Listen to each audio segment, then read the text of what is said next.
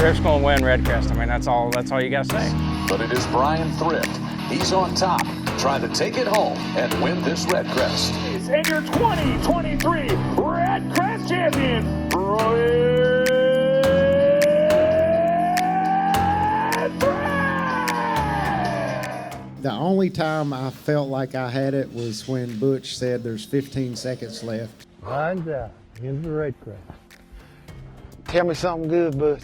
At that point in time, I was like, all right, I got it. Did I win, Butch?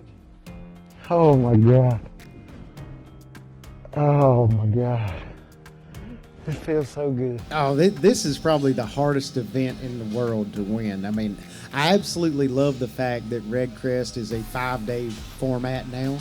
You know, it determines who the true winner is. You can't get lucky and have one big day and win, and you can't win off of one spot in 5 days. You're going to have to make a ton of decisions over the course of 5 days to win REDCREST, and I think that makes a true champion, somebody that can figure it out and get it locked in and get dialed in for 5 days straight. It's very impressive.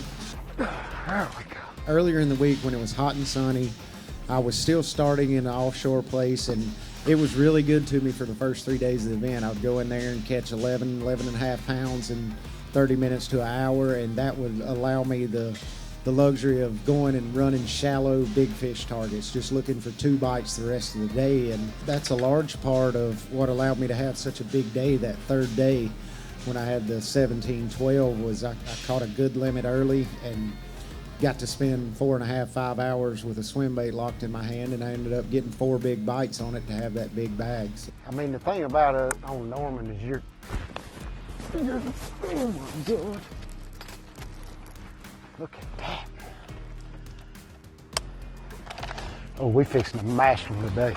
I mean, it was very important in this event to go with what I found in the 2 days of practice. I mean, yes, the spot I ended up winning the event on the last 2 days was a place that I'd found a year ago that I had in my pocket. And when I went and checked it in practice, I got 2 bites pretty quick and left. And I was like, all right, that's a place I can go if I'm struggling and fill out a limit. I had no idea it was going to give me, 13-pound limits 2 days.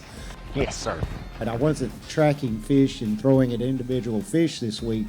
But when I would get in an area, I would always pan around and see if there was bait fish in the area, see if I see fish cruising around, swimming around, something, just to see if there was a lot of life and activity in the areas I was in.